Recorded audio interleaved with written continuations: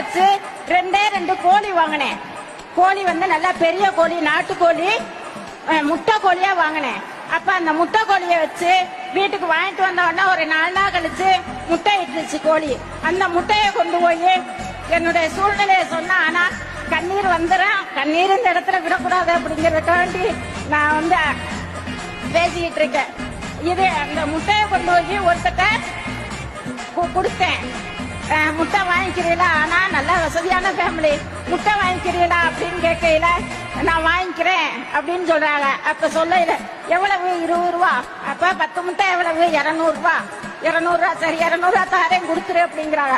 அந்த 200 ரூபா ஏன் நான் வாங்கிட்டு வரேன். அந்த 200 ரூபா வந்து எனக்கு முத இந்த மகளிர் உரிமை தொகைனால அந்த 200 ரூபா வந்துச்சு அந்த மாசம். அப்ப 1000 ரூபா பிளஸ் 200 ரூபா, 1200 ரூபா எனக்கு அன்னைக்கு வருமானம். அப்ப அதை பார்த்து எனக்கு ரொம்ப சந்தோஷம். அடுத்த மாசம் ஒரு 1000 ரூபா, அந்த 1000 ரூபாய வச்சு இதே ஒரு கோழி வாங்குவோம் அப்படின்னு சொல்லிட்டு 4 முட்டையிடாத கோழியா 3 மாசம் குஞ்சு, 4 மாசம் குஞ்சு வாங்கினேன், 4 குஞ்சு. அதை வச்சு அதை விட்டுட்டு அடுத்த மாசம் அடுத்து 3 மாசம் சேர்த்தேன் காசு. 3 மாசம் 4 மாசம் இப்போ வந்து நம்ம உழைக்கிறான், 200 ரூபாய்க்கு உழைக்கிறான்.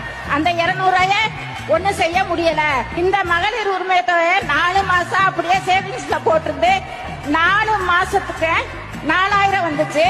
அதோட பிளஸ் இந்த கோழி குஞ்சு வாங்கினல 4 குஞ்சு, அந்த குஞ்சு 1000 ரூபாய்க்கு வாங்கினேன்.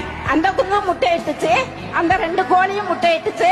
அதுல இருந்து பிளஸ் 1500 ரூபா வந்துச்சு. அப்ப இந்த 4000 பிளஸ் 1500 ரூபா நான் வந்து உழைச்சது குடும்பத்துல ஒரு 1000 ரூபா எல்லாம் போட்டு ஒரு ஆட்டுக்குட்டி வாங்கினேன்.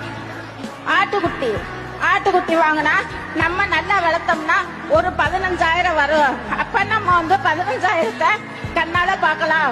ஒரு ஸ்கூல் ஃபீஸ் கட்டலாம், புள்ள கேக்கும். ஒரு 5000க்கு எங்க போறது, 10,000க்கு எங்க போறது அப்படிங்கறது மாதிரி ஆடு வாங்கினேன்.